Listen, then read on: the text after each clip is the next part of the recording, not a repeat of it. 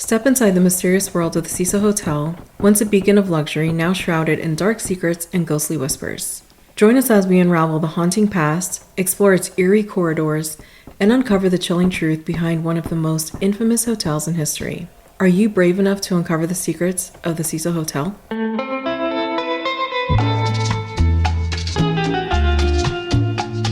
Happiest day, beautiful soul. Welcome back to The Media Matters, the podcast where we're all mini mystics learning about the paranormal, the supernatural, and all the things together. And everyone wants chills right up the spine. I'm your host, Shantel, and today we're checking into one of the creepiest hotels in all the land and hopefully checking out. So grab your prayer beads, douse yourself in holy water, and let's get down to the good stuff. Welcome to the Cecil Hotel, once a symbol of luxury and grandeur in booming downtown Los Angeles. Built in the 1920s, this majestic hotel was envisioned as a beacon of opulence, attracting high society guests from all around the world. The 14-story, 700-room hotel boasted a stunning marble lobby, stained glass windows, alabaster statues, and a grand staircase, all destined to usher it into an incredible future. However, beneath the facade of luxury, a dark history lurks within the walls of the Cecil Hotel. Over the years, this iconic landmark has become synonymous with murder, tragedy, and paranormal activity. So what went wrong? Within 5 years of its opening, the U.S. was hit by the Great Depression, and while the Cecil continued to flourish, so to speak, into the 1940s, the time beyond brought decline as the surrounding area became home to as many as 10,000 transients and was eventually dubbed Skid Row. The Cecil Hotel's clientele slowly transitioned from business travelers, tourists, and socialites to prostitutes and other criminals. Reports of unexplained deaths, mysterious disappearances, and eerie encounters have plagued the Cecil Hotel, leading many to believe that it's haunted by restless spirits from its past or something even more sinister. The Cecil Hotel has such a sordid history that it actually served as inspiration for the 5th season of American Horror Story. And if you haven't seen it, I absolutely encourage you to do it. It's a really good season. From the infamous case of Elisa Lam to the tragic stories of its past guests, the Cecil Hotel's haunted history is a chilling reminder of the darkness that resides within its walls. Let's get into it. So one little surprise I didn't tell you about is that I have a very special guest with me today, and it is my delicious partner in crime, my lovely husband. Yes, I'm here to enjoy the storytellings of my wife. Of The Media Matters. And The Media Matters. How are you feeling about this episode? I have some little background where we've watched a few videos and things, but it'll be interesting to get more detail on the stories. So I think it's important to say that my delicious partner, I don't even know how to word this right. I would not call him a skeptic by any means, but I don't know that calling him a believer is entirely accurate either. He leans more toward believer than skeptic, but I think he has a healthy balance of both. Would you agree? Yes, I'm in the middle. Yeah, he's in the middle. I'm a moderate. Why don't you tell our beautiful friends how you feel about ghosts and hauntings, like where they're permitted to haunt? Well, I mean, we're in relatively new construction, so there are no ghosts in our house. Why is that? Nobody's lived here before. So they know, don't come here for your previous people. That's the proper way to go. Don't come here to haunt. Yes. They may hang out at the cemetery and see us when we walk by. They may even be on the street, but not in the house. Not here. So the rule is, in case you didn't know, if there is new construction, there are no hauntings. That's true. I feel like the cast of Poltergeist and any new neighborhood that has experienced anything similar.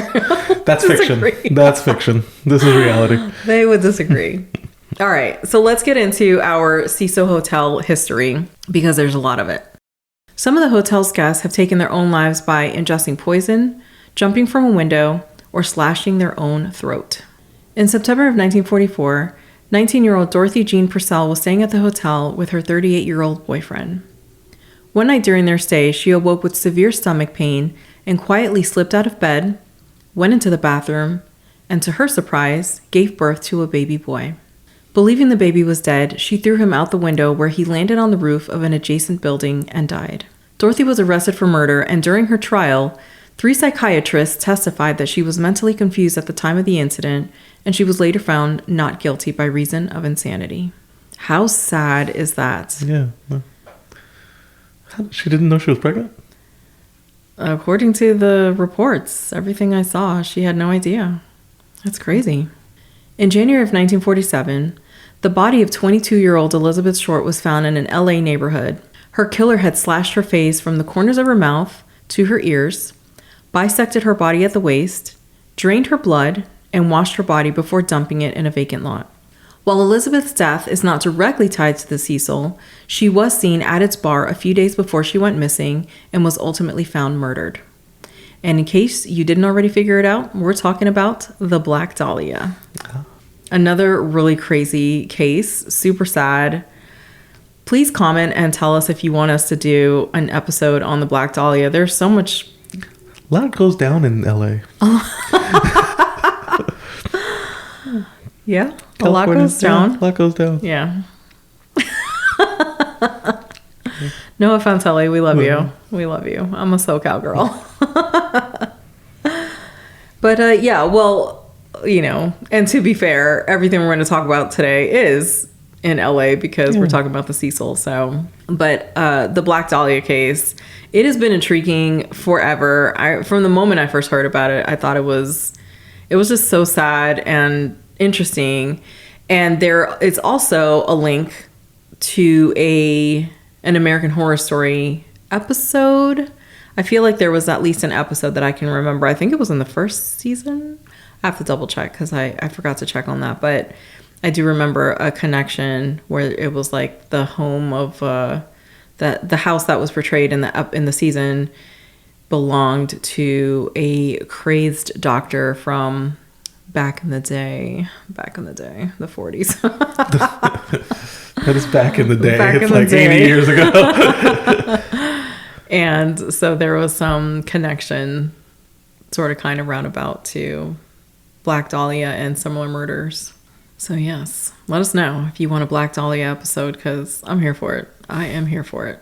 All right. In June of 1964, the body of Georgina Pigeon Goldie Osgood was found in her room by a hotel worker. Goldie had been raped, stabbed, and beaten to death, and her room had been found ransacked.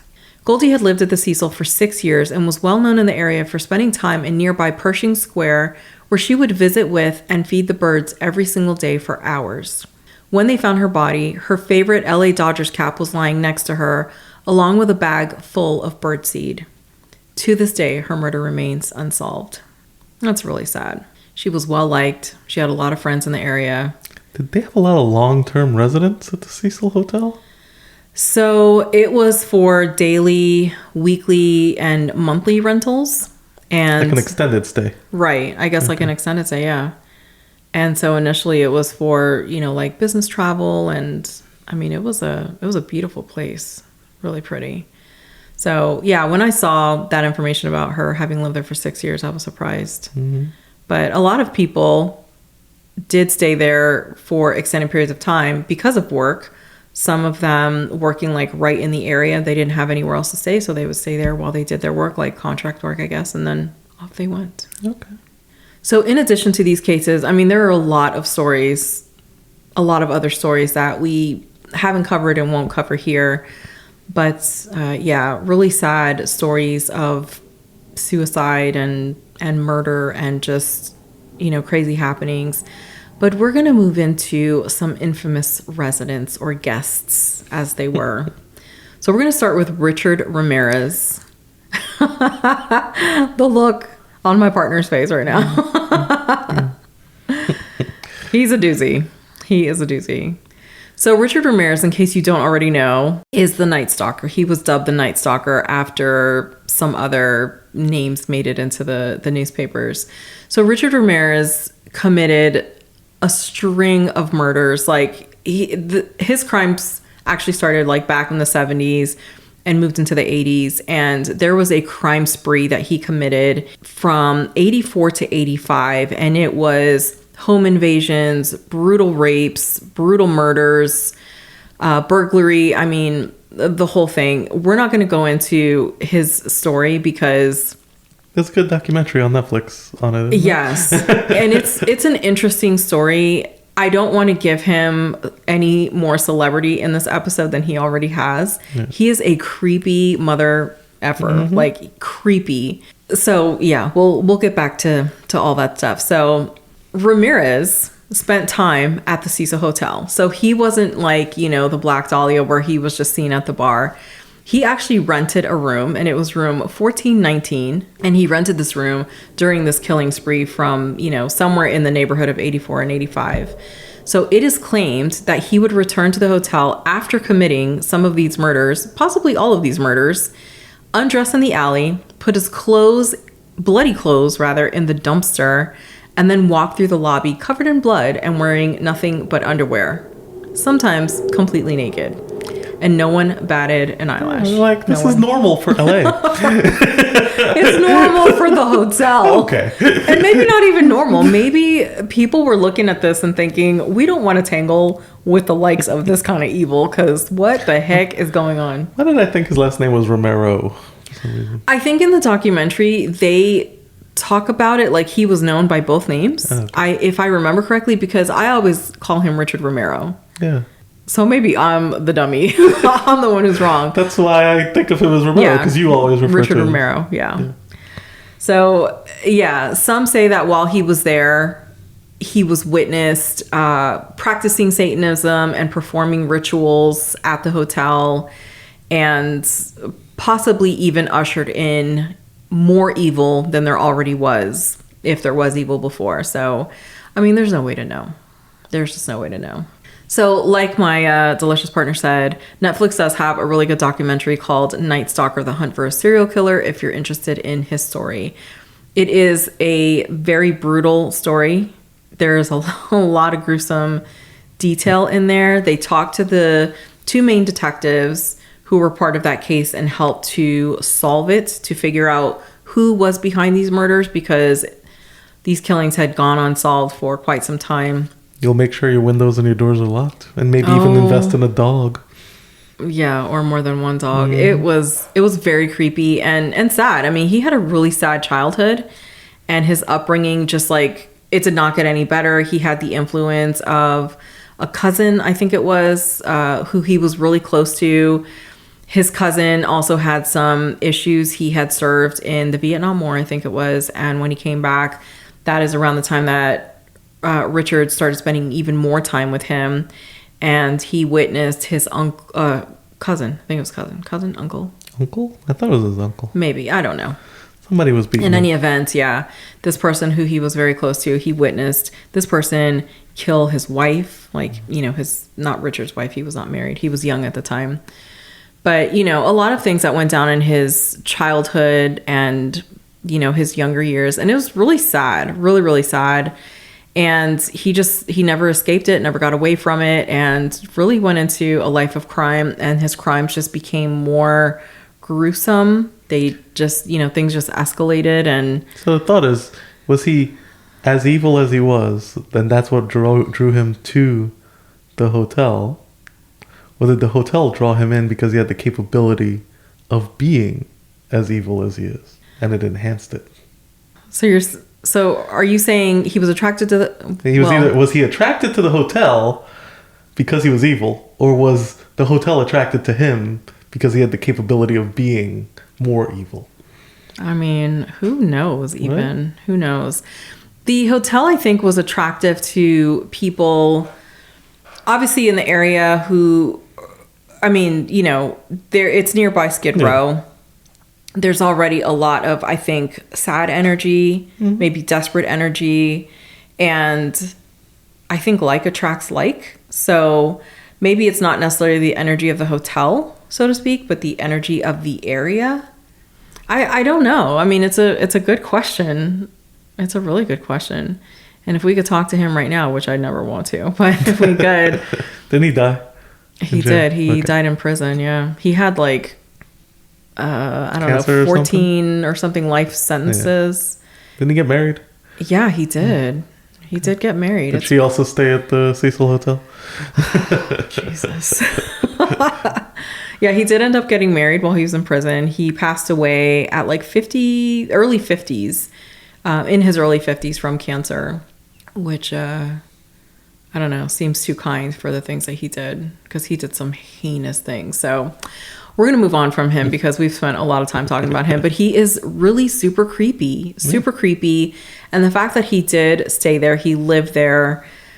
And at the time, I believe, and I don't know if all the rooms were like this, but they had like communal bathrooms, and some of the rooms were even like communal where you had roommates and stuff. So I can't imagine you're staying somewhere where it's like hostel, like, you know, and somebody comes in like all bloody and stuff, and you just like roll over and go to sleep. Like, absolutely not. Like, dude, do you need a towel? I think you need a different room, sir. That's what I think you need. So I don't know. So if you want to know more about his story, and it is an interesting story, I think the cops in the area, the detectives, everyone did, you know, I think they did a great job. They did the best they could with what they had. And what ended up being his downfall was that one of the people he attacked survived the attack and reported it.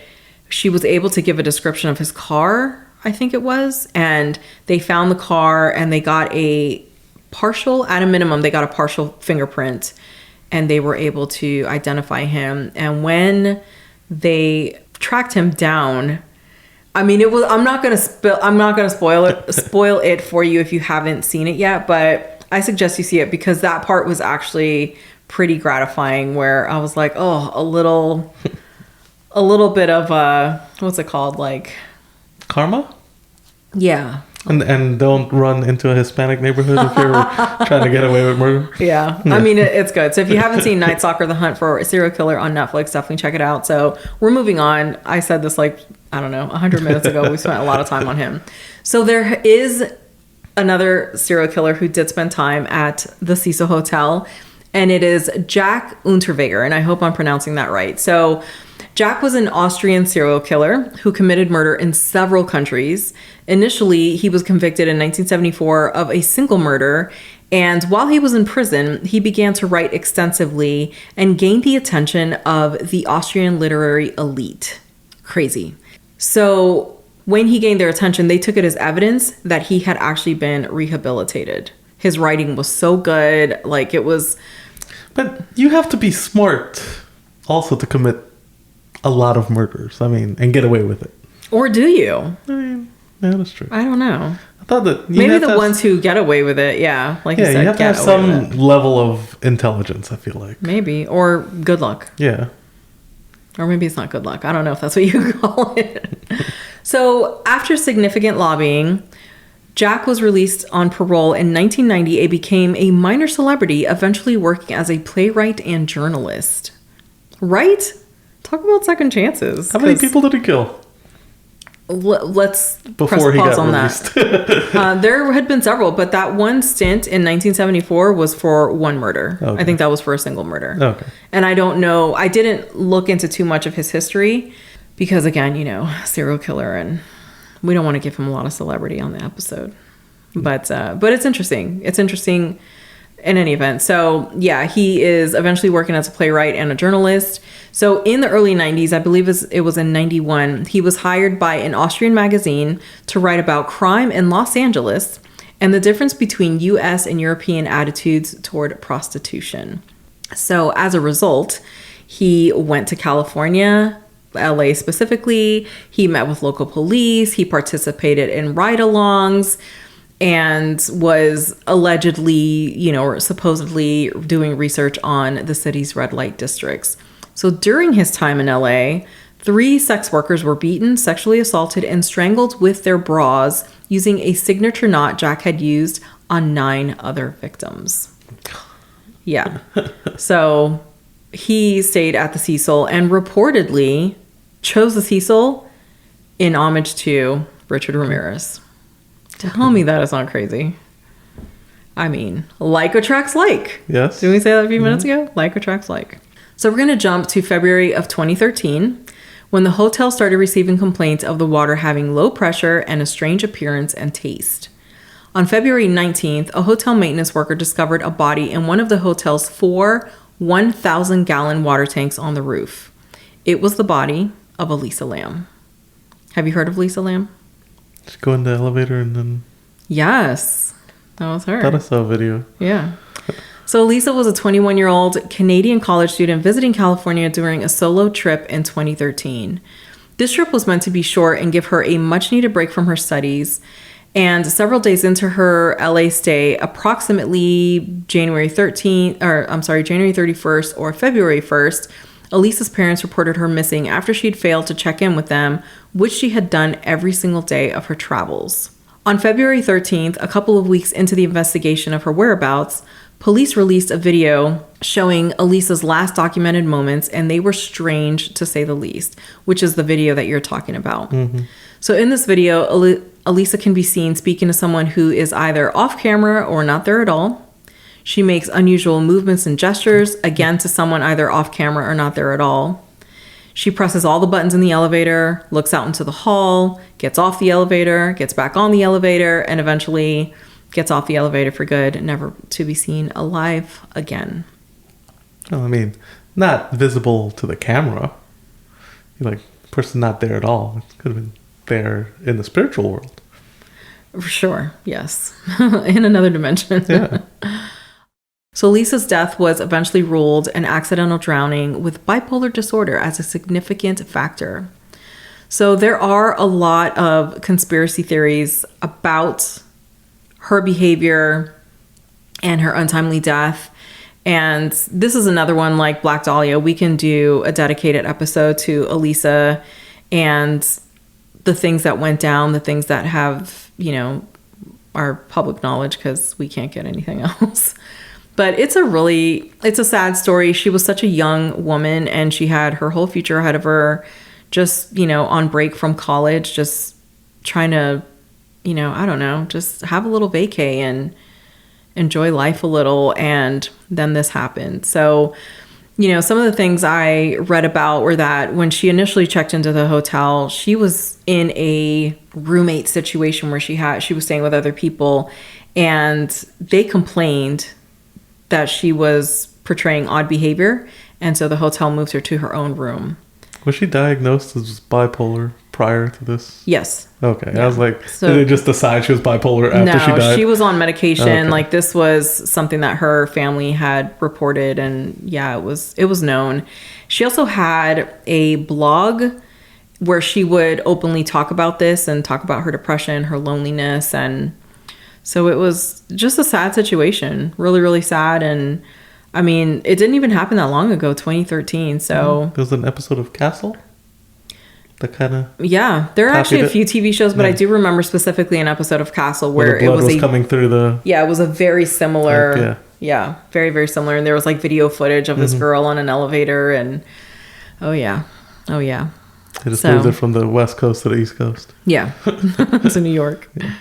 Really sad situation. One of the theories is that she was playing a Korean game. It's like this elevator game where you press these different buttons and it takes you to a floor, and you press a different button there and you do something else. And at some point, if you did it right, a girl gets onto the elevator. You're not supposed to address her in any way or like acknowledge her. And eventually this is supposed to lead you to a different dimension. And you need to remember like the sequence of the numbers, like the order that you press them in so that you can get back to the right dimension. And I don't know. I really don't know.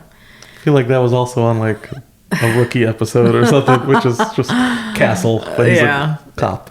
It could have been. I mean, a lot of different theories. I mean, there's also been talk about how she ended up in this water tank because it was up on the roof of the hotel. If you're going to the roof from the inside of the hotel, there's like a staircase that gets there, that takes you there. But there is at least one door that is secured. It's locked. It has an alarm. You have to be personnel with a code or a key card or something to be able to bypass that door. The other way is through the fire escape. So you're, climbing the staircase on the outside of the building, which I believe you access from a window. And so one of the things I read is that they did have dogs. The investigators brought in dogs to see if they could track her. And they were able to track her to a window, and then the scent stopped. So I can't say if they took the dogs or dog out onto the fire escape. And if they did, like, there was no scent, or they just didn't take the dog out. I really have no idea. But, you know, some of the other questions are that it's rumored that the lids on these water tanks are heavy, like anywhere between 20 and 50 pounds. She was a small woman. And so would she have been able to lift that? These tanks are also very tall. So, I mean, the tank that they found her in has a ladder on the side. There was a ladder in the pictures that I saw. So yeah, she could have climbed up there, but then to open that lid, which is not a small lid. Yeah. Get in. Yeah, hold it open, get in. Or fall in. Right. However. And then, you know, I've seen some contradicting information saying that when they found her, the lid was closed. There's some other stuff that says when they found her, the lid was open. So if the lid was closed, how did she get it closed from the inside? It is a huge lid. We're not talking like a 10-inch lid. We're talking, this thing is very, very, I mean, it's holding water, or these tanks hold water for drinking, for showering, for all of these things. So, I mean, 1,000 gallons each. That's a lot of water. They're huge. So the other strange thing is that when they found her, she was lying face up in the water, naked. Her clothes were found, I believe, at the bottom of the tank. But that aside, the clothes had like a sand-like substance on them. So they were like, where the heck did this come from? She went to the beach first? I mean, I don't know. It's crazy. But they found her key card, the key to her room. They never found her phone, her cell phone. So sad situation. A lot of conspiracy theories. It's, you know, a lot of people have said, you know, just leave it alone. She had a mental illness, and, you know, that's what she succumbed to. And a lot of other people think that there's something dark and sinister that happens. Maybe she was influenced by an energy, or multiple energies that were there. And I feel like if you've made it to the roof, the easier way to end your life is just off the roof. Right. It's like, it's interesting, right? Why would you go into a tank? Right. And where's her phone? Mm-hmm. Like, has it ever been found? No, they never found it. At least not that I was able to find. This was 2013? 2013. So it should be able to ping locations, and should have been able to. I don't know. I mean, but I'm saying, like, what person, especially at like in your early 20s, are you going to find who doesn't have a phone? I mean, I know there are people who walk around without a phone, but we know she had one because she was calling her parents every day. So where the heck is her phone? It's crazy. It's in the other dimension. Yeah. She actually made it. She made it. She forgot her phone there. Yeah. She thought she could get back to it. It's sad. So I feel for her family. I feel for everyone who knew and loved her, because, you know, obviously they're left behind and they have a lot of questions, and it's just a sad situation. So if you do want a dedicated episode about Elisa Lam, let me know, comment. So let's talk hauntings. There have been a lot of deaths there, and I think I saw somewhere, I mean, it's under 20 what I found, but that's a lot. That's a lot for one place. So with that, there have been a lot of reports of dark images in the shadows, spooky sounds, and things moving in the night, because why wouldn't they? And is that 20 unnatural deaths? I don't know that I found anything that was like a natural death, like so someone was found. Yeah, because over 100 years, you could see some deaths. Yeah, sure. Yeah, sure. You're probably not going to see a lot of murders. It's a lot. Weird. It's a lot for one location. Deaths. Yeah. So here's a story from memoriesproject.com that says, for those interested in the possible supernatural influence at the Cecil, I'm sharing my father's terrifying experience. My father lived at the Cecil in 1965. He was a young single immigrant from Northern Ireland who needed affordable accommodations near his workplace. He had been staying at the Cecil for some time with no unusual incidents to report until one night. He woke up to the sensation that someone was smothering him. He described it as a heavy pressure weighing down on his chest and throat, as if someone was sitting atop him. He gasped for breath and tried to fight back, but it felt like his entire body was paralyzed by an invisible but strong presence. Then, as soon as it began, the feeling dissipated. My father ran downstairs to the night clerk and explained what had happened. The clerk said, nonchalantly, that someone had been murdered in my dad's room. My dad changed rooms and did not experience anything unusual during the rest of his stay, but the experience haunted my father for the rest of his life. That's creepy. And it sounds a lot like sleep paralysis, but I wasn't there. I don't know. And I have had sleep paralysis. I've been in the throes of that scariness, and it feels incredibly real. I mean, I still, in this very moment, would say all of that stuff was real that I felt. I don't know if I was in like that in between, but whether you are or you aren't, to go talk to the night clerk and he's like, oh, no worries, man. Someone died in there. Here's a new key. Go. Yeah. Go to room 315. No, it'll be fine. It's not okay. That's an interesting stat to find out. Like how many rooms, like which rooms have had murders? Like, is it the same side of the building? Is it a lot on the same, like 3 floors? Yeah. Yeah. Well, we'll get to that. We will get to that. A couple of other overnight guests have said that they awoke in the night when they heard a rustling sound like a plastic bag being moved around, and then felt weight on their chest. Very similar to this guy's dad when he talked about waking up in the night with that pressure. So Ghost Adventures did a special episode at and about the Cecil Hotel. So I was curious to see what they found. I do not watch this show at all, and it's not because I dislike it. It's just not my jam. I don't watch a lot of ghost hunting shows, except for the Ghost Brothers, of course. You know this. I've seen you watch. Yeah, there are a few, but I don't think I ever got into Ghost Adventures, and again, not because it's a bad show. I just never got into it. But I did end up watching this one because I just wanted to know what they found. And the reason I watched it, aside from wanting to know what they found, is because given the history of the Cecil Hotel with the crazy murders and the suicides, I thought I was going to find a lot of stories, like people's personal accounts of what went down when they stayed there. And I found like close to nothing, which was crazy. The flip side of that is that there are people from like Ghost Adventures and like other like mediums who have said, oh, the energy is so bad, and when you walk in you can feel it, and it feels very dark and very ominous. But where are all the stories? So I was so surprised. I mean, how many times did I tell you I was researching and I'm like, I can't find anything. Yeah, you were rethinking the episode for a little while. Right, because I'm like, what the heck? So the story, I think, is still so great to tell because it does have this really sad history. But then, you know, I'm like, where are the stories? If there's so much sadness and darkness, as people say, then I really thought I was going to find a lot of stuff. So fast forward, I did watch this episode of Ghost Adventures. It was an interesting episode.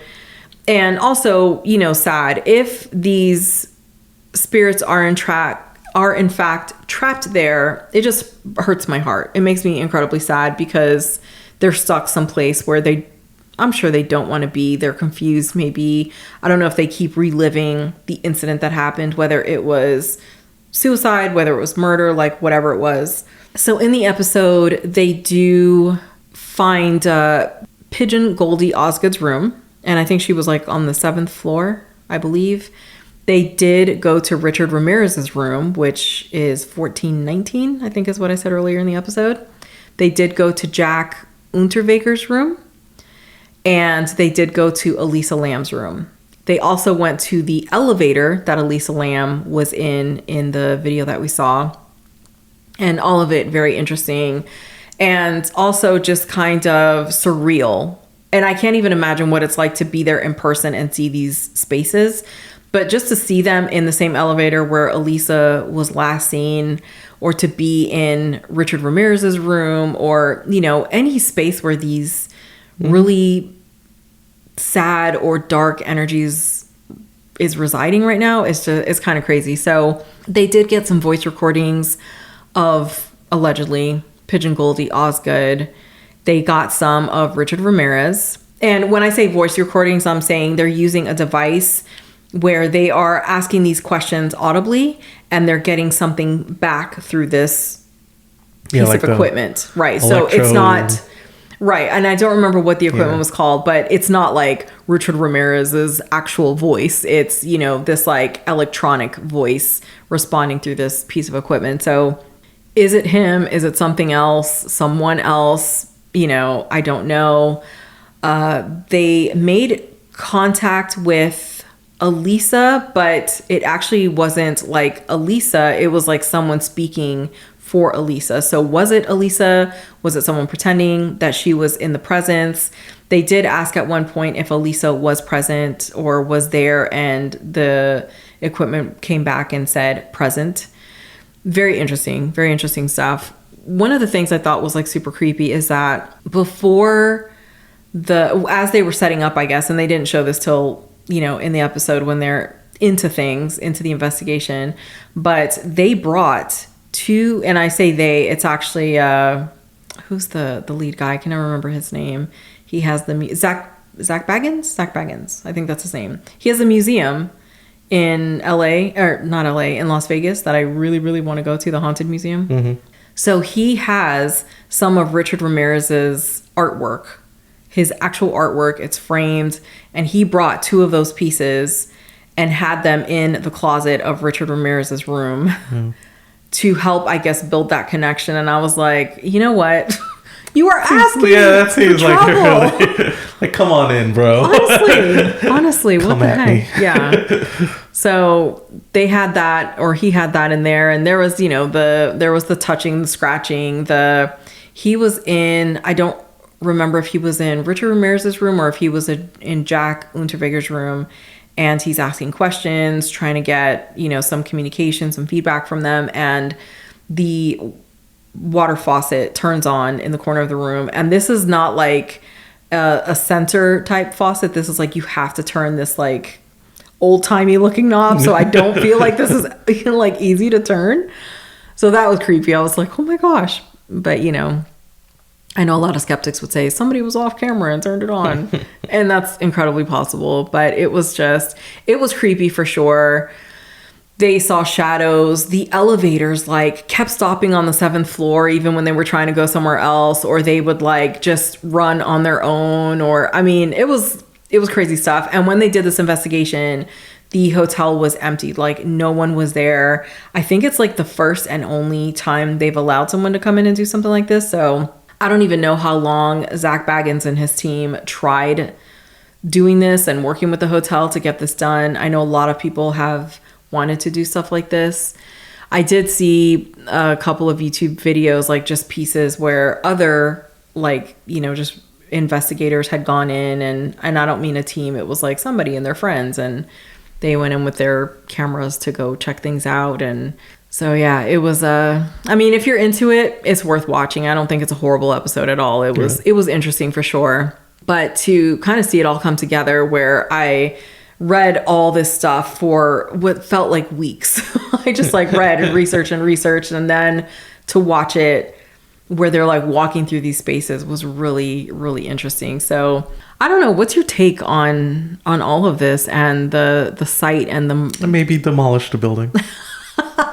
Or hire somebody to come in and sage every inch of it. That's a lot of sage. Hey. That is a lot of sage. It is like, it's going to be, you need the fire department standing by, because it's going to be just smoke. Yeah. Total smoke. Yeah, I don't know. Like, are there plans to demolish this building anytime soon? No.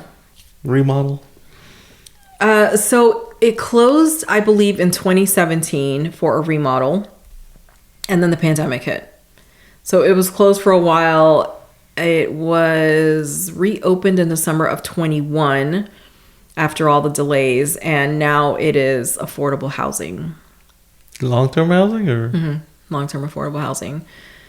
So I believe it, like, just not too long ago went up for sale again. So the actual hotel is not for sale. It's something, oh gosh, I wish I could remember. I'll have to look it up, and I'll put it in the show notes if you guys want me to. But it's not an actual, like, oh, I'm coming in to own the hotel now for as long as I want. It's like a 99-year lease, something. Like, I don't remember exactly how it was worded, but I was like, what the heck? I've never heard of that kind of sale. So I don't know. I would love to hear your thoughts. Share like in the comments, I mean, wherever, because it's really interesting. I think given all the history, that I didn't find a lot of personal accounts was interesting to me. I really thought it was going to be like I was going to be able to read for the rest of my life, just reading about, oh my God, I woke up in the night and I saw someone standing at the foot of my bed, or I felt, pressure on my throat, or, Another interesting question would be, did the architecture firm that designed it design any other questionable facilities? Or is it the hoteliers? Because they had built other successful hotels, and that's why they thought this was like a no-brainer. It was going to make a lot of money and be super popular, and it was for a time. Well, the construction team, I mean, you never know. You never know. You never know. It's just, it's a crazy thing, because I think about like the energy, and I'm like, I know when things started to decline, the country as a whole was like in a difficult position. Oh, yeah. This is a depression. Like, everyone is suffering. Things are not good across the board. The area around the hotel goes from, being upscale, or it's up and coming, and it's a lot of business travel and, high society. And then it's crimes. Yeah, it's criminals and transients and people who are like down on their luck and just trying to, turn things around. So there is a lot of that energy. There's sadness and desperation and all of these things. And is that what everyone is feeling? And is that what keeps these things happening? Or did these things initially start happening because there was like a comfort? Did it feel like a comfortable place, like home, where you're like, oh my gosh, in spite or despite of the way I'm feeling, my sadness, my whatever, like I can be here and I feel safe, and I'm going to make the decision to move into the next plane, or I don't know, like brought in a lot of sadness, and so many emanated questions. All that sadness to other people that were susceptible to that energy. Right. Right, because I think that's a really great point, because there are a lot of people who are extra sensitive. I think everyone is, but some people are more sensitive or maybe more receptive to their sensitivity, so they can feel these things, where other people are like, I didn't feel a damn thing. I don't know. It's really interesting. I did find a YouTube channel, and I will link it in the show notes. I need to remember to do that. But this guy has I think his entire channel and following is about the Cecil Hotel, or that's at least how he got started. And he was renting an apartment like across the street from the hotel and could see into the windows. And there's like a video where he's like, he talks about seeing someone like in one of the windows, like a man smoking a cigar. And he did not know that at the time the hotel was shut down. It was like in 2020 or something. So there was no way for... Like, I'm not pushing my luck. No. I'm not going to stay across the street from it. You may not even be able to convince me to visit it if we go to LA. Yes. I don't know that I would want to visit it. I mean, it's I don't know. There are a lot of places I want to visit just to check them out. I don't know if the Cecil Hotel is one. And, again, there aren't a lot of stories that I was able to find, but even still, there is that energy there. And I do believe, though, that you can change the energy of a place. With a ton of sage. A ton of sage, yeah. But I heard this interesting story, and it was about, like, there's a show, I guess, called Psychic Detectives, and it is detectives who work with mediums, psychics, and they go to these locations, and they do whatever they do. And these mediums, I guess, are really spot on. Their information is typically accurate. And they went to this convent, convent, yeah, convent, nunnery. Nunnery. So they went to this convent to like do an investigation, and the medium they were working with wasn't able to pick up what had happened. So apparently, like years ago, one of the nuns had been murdered. Like she was, up on this hillside, I think it was, in prayer and whatever, and she was attacked, and it was a pretty brutal murder. And so they had taken the medium out there and she walked around and she's not picking anything up. So the interesting part of the story is this. The nuns said that every day they go to that spot, that area, and they pray. And they just bring in this energy and they pray for her and, for all these beautiful things. And so over time, I think what's happened is they have ushered in this new beautiful energy. So I think often there is like what is it? It's not a vibration on a place. It's like a memory, I can't think of the right wording, but it's almost like you engrave something and you're like, I leave this behind. And so it like settles into a place. It's in the walls. It's in the, and so this happens when there's a murder, when someone has died unexpectedly or whatever, and it can cause confusion for the person who has crossed over or is trying to cross over. And often I think that like memory is left. Yeah. But you can come in and you can change that. So it doesn't have to stay as something that's negative, which I know negative is subjective or in the eye of the beholder, but where I'm going with that. So I think about that for the Cecil too, where I'm like, is it this sad energy? Did Richard Ramirez actually perform any rituals there? I don't. People in the 20s perform any rituals there? Right. I mean, where did this come from? Mm-hmm. Where did it come from? Was it all the sadness that like culminated together and just became this like evil? Or is all the energy there evil? I highly doubt that. I doubt it. I don't know. A lot of questions. And I've said this in other episodes, like maybe when we get to the other side, we'll find out. Although I doubt it because I don't feel like anyone's like, oh, she should know. Yeah, no, nobody's telling you. No one's telling me. So I don't know. I don't understand what's happened. I know, they changed the name in 2011. So it's not the Cecil Hotel anymore. It's the Stay on Main. And I think that was done to like help try to so people don't remember? Like a rebranding. Yeah. Yeah. And the ghosts were like, oh, I don't think so. Yeah. I don't know. I wonder what could have been like had these things not happened, I would say not the depression not happened. Yeah, it's like if the depression didn't happen, that changes a lot in the world. Everything, yeah. Our entire history changes, but what would have happened, or I really don't know. So yeah, share your thoughts. Tell us what you think. Do you have any stories that we didn't cover about the Cecil Hotel? Anything you think would be relevant? Like we definitely want to know. I know I do. I just, more than like feeling afraid or scared in any way about the Cecil, it really just makes me feel so sad because so many lives lost. I mean, I'm a little afraid of the Cecil. Oh, yeah, sure. No, I don't want to sleep there. No. I feel like that girl did go to a different dimension. She may have come back to this dimension in the water tank. Oh, Did they see any fingerprints on the lid or anything at all? I don't know. I was like, I don't know. But what's interesting is that when... I'm not a true believer, but... When Ghost Adventures was there doing their investigation, they did bring in 2 psychics they work with quite a bit, I guess. And they separated them. One of them was up on the rooftop, and then one was in, I believe, Goldie's room. And the one on the gentleman on the rooftop did say something about he could see like a symbol or something on one of the tanks. And initially, I guess he couldn't make it out. And then he said, oh, it's a pentagram. And I was like, oh, God. But, I think I would automatically jump to Richard Ramirez. Yeah. And was he, did he paint a huge pentagram on the water tank? I mean, it could have been anyone. Knows, yeah. It could have been anyone. It could have been just the week before they got there. Somebody could have painted a right. pentagram. I mean, it wasn't visible. Yeah. It wasn't visible. Okay. So I think either someone had painted something like that on one of the water tanks, or he is just getting, the impression. That's like an impression in a place. That's the word I couldn't think of.